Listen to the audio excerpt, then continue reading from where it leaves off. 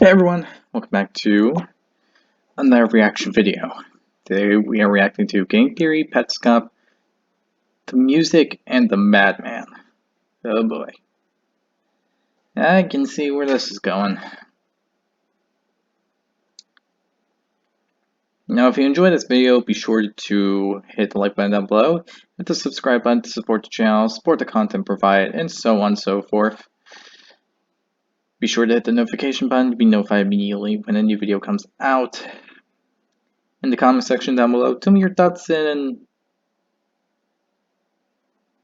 whatnot about the video, and tell me what you think I should react to next. I'll react to it as soon as possible. Finally, the link to this video will be down in the description below. With all this said, let's get on right into the video, shall we? Be sure to give Game Theory some love and support as well. So yeah, let's get on with the video. A riddle. There are two pictures of a door. In the first picture, the door is closed. In the second picture, taken later, the door is open. Nobody opened the door didn't open itself. The door, in fact, did not open at all. So what happened? Pause the video, debate it in the comments, because the solution to that riddle is what today's episode... The game itself forced open the door? Possibly? That's a possibility. And the entire Petscop mystery is all about.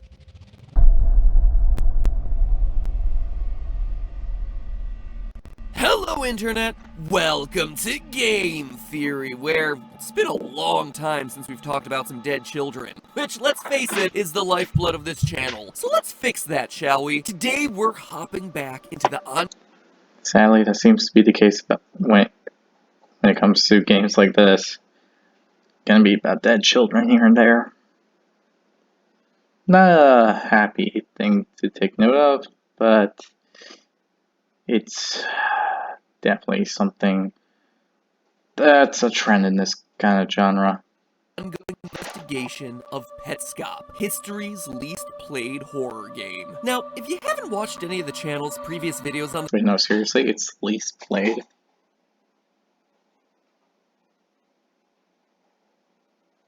Like, no one barely sees it?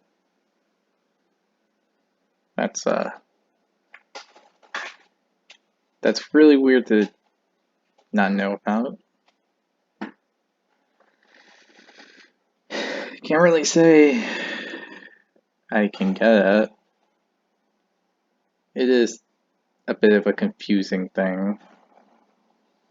But sometimes I tend to, when something comes up, I tend to forget about everything else and try to focus on the here and now.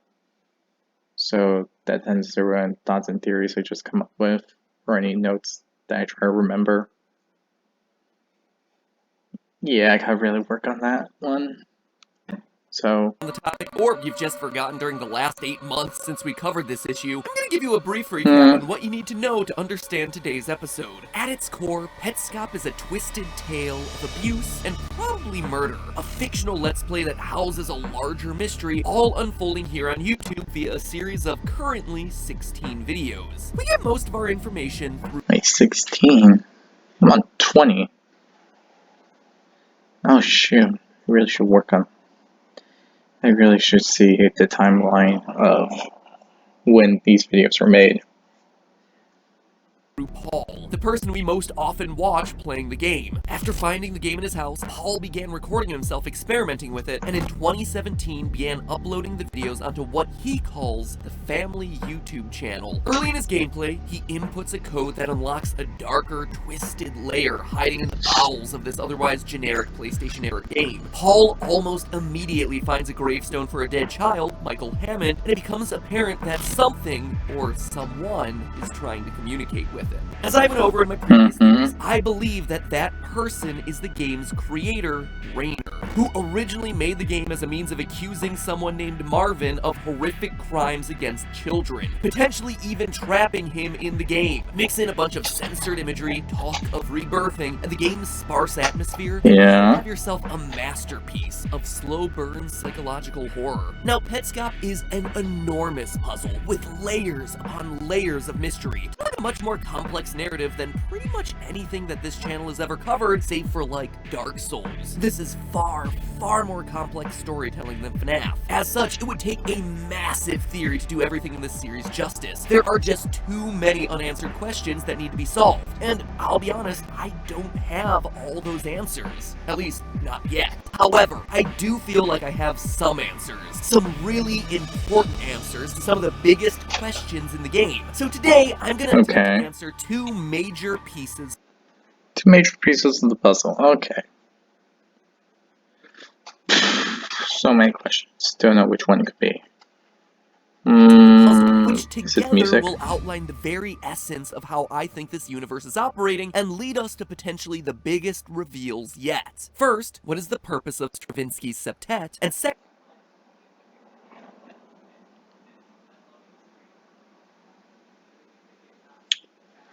to have put you inside the machine and play the second moment. Oh, the music notes. What happened to the windmill? Which is perhaps the windmill. Yeah, I'll admit that one is still kind of a confusing one. How can it be there and not be there? Yet you have to do a certain unique thing to just get it right and all that. The single biggest question that's been looming over the series since the second upload. First, the piano. Petscop is a game that gives us nothing. Actually, let me rephrase that. It gives us a lot, but rarely is any of it explicitly told to us. Instead, it's all hidden under illusions, eyebrows, and windmills, and rebirthing. Want to know who's related to who? Check the eyebrows. Want to know what year we're in? Check the calendars. Want to know who's playing the game at any given moment in time? Great! So do I, because it is harder to figure out than you would think. But one piece of information it does explicitly give us is the name Stravinsky's septet. A real piece of music from a... That's interesting that they're using a real-world artist for a game like this. Gotta give them credit, that's actually really clever. But why? That one specifically. A real piece of music from a real composer out here in the real world. It's first mentioned by name during Petscop 12. Quote, I'm calling you Belle because that's who you are. You might be confused as to what happened. I was over-eager before and started calling you Tiara prematurely. I created a space in the menu for you, still unused now. Then I put you inside the machine and played the second movement of Stravinsky's septet on the needles. I played it wrong, but that would have been okay. If you hadn't given up halfway, you would be Tiara. This is not what happened. What? Now I'm gone. There it is, mentioned explicitly by name, which means that there's gotta be something unique about this particular piece of music that the creator of Petscop really wants us to know about. And that's not all. Sure, Stravinsky's septet is first mentioned in Petscop 12, but listen closely throughout the series and you'll see that the notes of the septet have actually been a recurring musical motif throughout the entirety of the series. A sped-up version made its debut during episode 7, as the unusual noises that play in the Quitter's Room.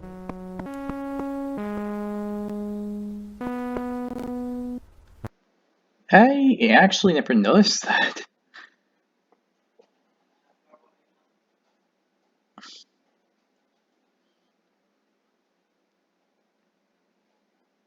Then again, I didn't never really pay attention to if I heard sepet from somewhere else. So I guess that makes sense.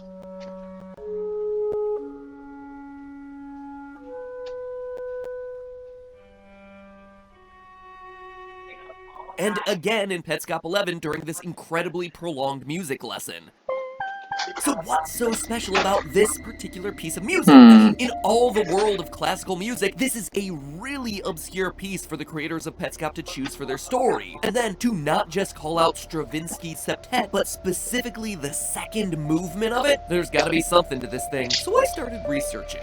First, it's important to note that Stravinsky's septet is divided into 3 separate movements. This, to Three me, is movements. an important detail since the Petscop story is divided into 3 very distinct time periods. 1977, where it all begins, when Marvin causes his friend, who I've guessed in the past is named Tiara, to disappear, along with a windmill. It was a busy year for the guy. Second is the Okay. mid-90s, when the actual game of Petscop is created by Rainer and given to Marvin, and when kids like Michael and Care start disappearing and reappearing. And lastly, 2017, when our protagonist Paul finds Petscop, starts recording his Let's Play and the haunted behavior happening inside the game, and then begins uploading those videos onto YouTube. It's a story told in 3 major acts, just like the 3 movements of the septet. We're also expressly told that the main house we visit, Rainer's house, is frozen, captured at 3 different points in time. 3 movements. Seriously? Now, consider the fact that it's a septet. That is just way too convenient. So that puts an interesting thought into the plan.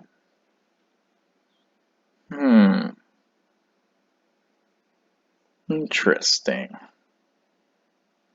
By its name, a musical piece for 7 people to play. And what do we have in Petscop but 7 named characters? Marvin the murderer, Rainer his accuser, Tiara, Belle, and Michael, his possible victims, Care, his daughter, and Paul, our protagonist. 7 key players in our story, a septet. But then why the second movement in particular? And what's all this about playing it badly and not becoming Tiara? Well, there's actually a lot here. It seems like playing the septet is directly tied to what Petscop refers to as the rebirthing process, where, through playing the song, Belle would have been reborn as Tiara. What exactly I think that might mean, I'll get to in a minute, but for now, just consider it a transition, an evolution from one form to another. So, evolution.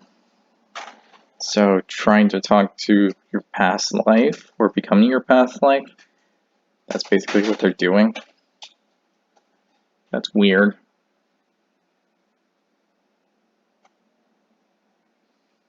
Don't see how that's possible, but I guess that's why why they thought what they thought. It was possible, but something else happened. This is reflected in the choice of the second movement. According to Erwin Stein's analysis of the Stravinsky septet, the 3 movements were representative of Stravinsky's rebirthing as a musician. The first movement is closely tied with his... Okay, now that's ironic. I mean, I can kind of see why they picked it now, because rebirth, you're from music. Seriously, that's just crazy.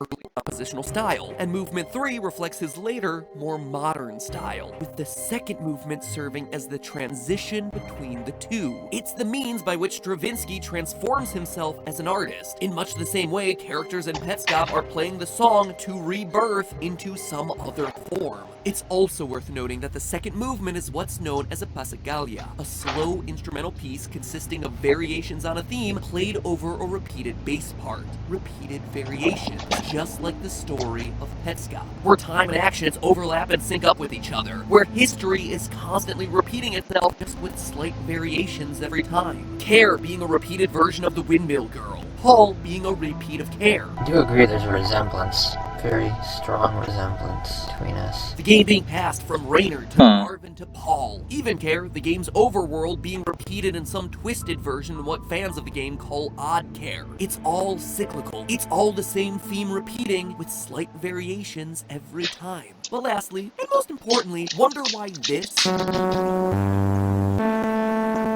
sounds so random and gross and not like something someone would actually want to compose? Well, yeah, it's always a bit unnerving to me.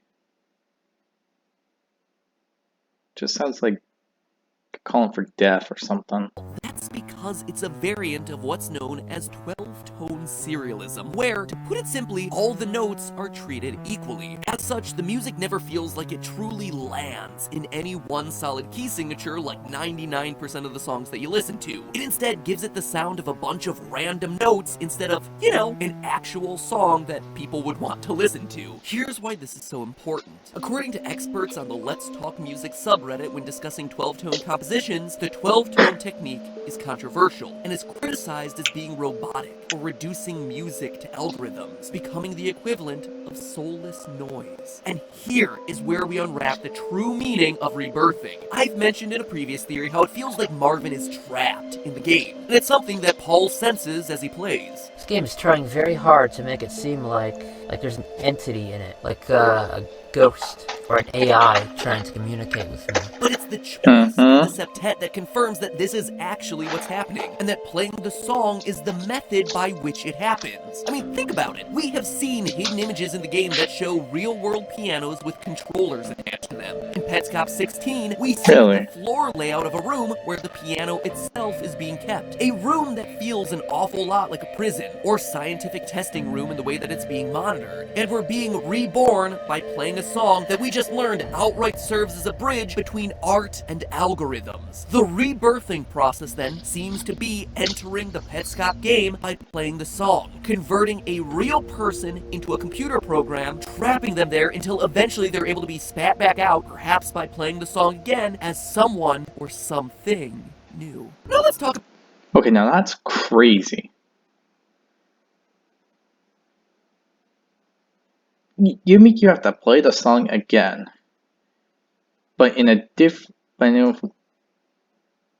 but into a new form or new body, so you can be free and whatnot.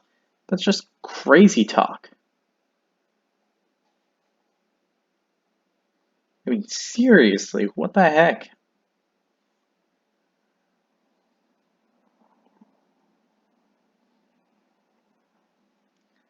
How does that work? Reincarnation or something? That doesn't sound like it would work if your soul's literally trapped into a game. So how can you possibly do that? About the second big mystery of the game, the windmill. Rainer poses this question to Marvin in Petscop 9. You must have guessed, but I was looking through your things. I found that picture of you from 1977, standing in front of an old windmill with your friend. You went there, and it was a bad idea. Your friend and the windmill both disappeared into thin air. Her sister was holding the camera. She took another picture minutes later, just you, no windmill, and no friend. Your friend never returned with you, and the windmill was gone. I went to see it myself. Where is it? What did you do? The windmill is one of the key icons from this series, appearing and disappearing seemingly at random, showing up in photographs, letters, most recently making yet another crucial appearance as a miniature at the start of Petscop 14. It appears to be the location of Marvin's first crime, the place where his friend was lost forever. Clearly, Petscop's creator intends for us to figure out the mystery of the vanishing windmill, and up until this point, it has remained completely unsolved. But I think with release of episodes 14 and 15, we may finally have enough information to put the pieces together. We're first introduced to the windmill in episode 2, but it's in Petscop 4 when the windmill actually disappears. However, even though it's no longer there, something still exists in its place. It looks sort of like a placeholder for it. Of course, we know from Petscop 9 that the missing windmill texture isn't missing at all. Way back in Petscop 1, Paul reads us a note. I walked downstairs, and when I got to the bottom, instead of proceeding, I turned to the right and became a shadow monster man. It's not until Petscop 9 that Paul discovers what exactly that means. And what it means is pretty literal. You go downstairs, you take a right, and you become a shadow. Once he becomes the shadow monster man, Paul heads to the windmill where, lo and behold, the placeholder has now been replaced with the fully fledged windmill object. So why would becoming a shadow monster suddenly change the way the rest of the world appears to us? The answer to that question, I believe, is going to help us explain a ton of the weirdness throughout the series. I believe that by becoming a shadow, Paul has changed changed what dimension he's seeing in the game. Paul's avatar has basically been rotated along an axis that we can't see so that his shadow replaces his avatar. And now, in the process, he's able to see things in a different dimension that persists. It just persists at a different rotation that's usually invisible to us when we're playing the main game. Now, this idea of dimensional rotation may seem like it's coming out of nowhere, but let's take a minute to look at episode 14. It starts with the riddle I asked. Dimensional rotation, like a reverse world? I guess that would make sense. Or is this more reference of, excuse, wording, but an upside down dimension? No, that may sound weird, but it kind of does sound like that. So that's what's going on. The windmill exists, it's just in another plane of existence. That's a interesting way of going through it. But okay. You at the beginning of this episode. A door that's simultaneously open and closed. The episode then spends the rest of its runtime focused on the way things are rotated. Midway through, there's an extended sequence where Paul plays around with a series of CDs and picture frames, all rotated at slightly different angles around a vertical axis. The kind of thing that the player normally can't do in Petscop. Later in the same episode, when we see the game reload, the game maker's logo, Garalina, now ends up at a radically different angle than it did in the beginning of Petscop 1. The differently rotated logo reveals to Paul a game with totally different save files. The last we saw of this screen was in Petscop 10. Paul's files were named Paul, Test, and Backup. Strange Situation is an entirely new save file. Based on this hypothesis, the original files aren't gone, and the game didn't delete anything. It was an issue of Paul booting up the game unintentionally in a different state, at a different rotation. This rotation thing is very fascinating, to be honest. And finally, if all of this wasn't enough, at the end of the episode, Paul gains access to the house's mysterious garage. A door that was once closed and now, for some unexplained reason, open. How the door open? It's the answer to the riddle. 2 dimensions at 2 different rotations. Pictures taken at different angles. Inside the garage, we find a computer. Pictures taken at different angles, huh? The computer Rainer presumably used to program the game Petscop. On his computer's tower is this strange symbol. Is it a company logo? A hidden glyph or symbol? No, it's a 3-dimensional axis. X, Y, and Z. Which means that once Paul masters the ability to rotate, all the secrets of the game suddenly become unlocked. All past save files, hidden locations like the windmill, past time periods, all trapped in different orientations of the same game. So do these revelations solve the mystery of the game? No. Not by a long shot. I'm not pretending that they do, but I do feel like we are significantly closer now, with 2 key questions that are much closer to being solved. The true nature. So this is all a perspective of different angles and different dimensional geography. That's crazy. You don't really expect something like that to exist, but yet here we are. Here we are with this. Crazy.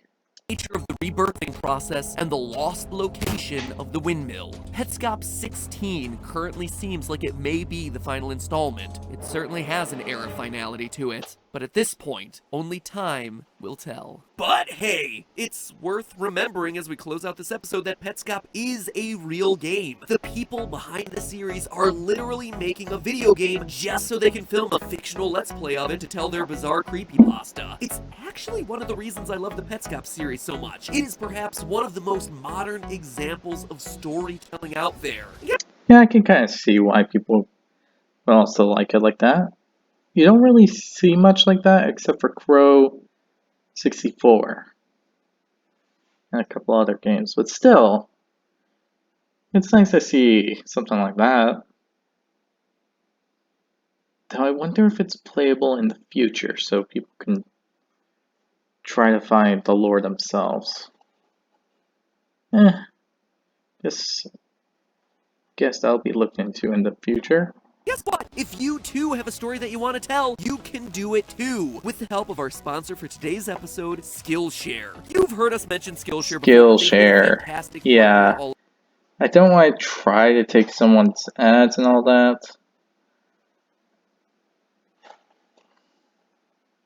Seems like a jerk thing to do. But if you want to see it, be sure to check out the original video and all that.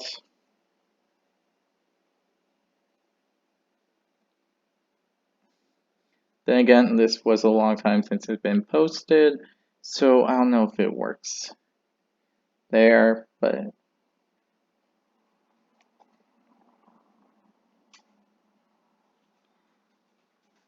with that said, I hope you all enjoyed this video. Today, Wait, I am no. eagerly awaiting Hold doing on. a theory on what you produce. Your mysteries are as good as mine. Yeah, that's it. Yeah, that's it. Anyway, this was an interesting one. Very informative about the whole music. Kind of curious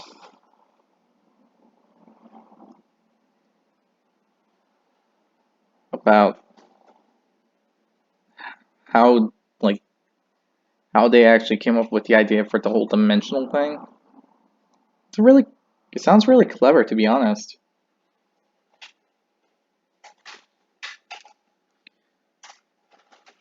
Because you don't really expect something like that to appear or be the reason for it to work. But still, pretty interesting that they actually did it that way. So, that said, there's probably more questions I have, but this kind of explains the whole windmill kind of thing. Just understand why the music is important. Traps people in the game. Kind of curious about the whole exiting the game. I think it's more like possessing a new body now that I'm thinking about it. So like I said before, I think I said once that that's the goal here. Trying to escape. But I could be wrong about that. Either way, I hope you all enjoyed this video. If you did, be sure to hit the like button down below. Hit the subscribe button. Hit the to support channel and all that. Hit the notification button to be notified immediately when a new video comes out. In the comment section below, leave any recommendations to any video that you think I should react to next. Again, the link to this video will be down in the description below. With all this said, I hope you all enjoy, and I'll see you all next time. Bye!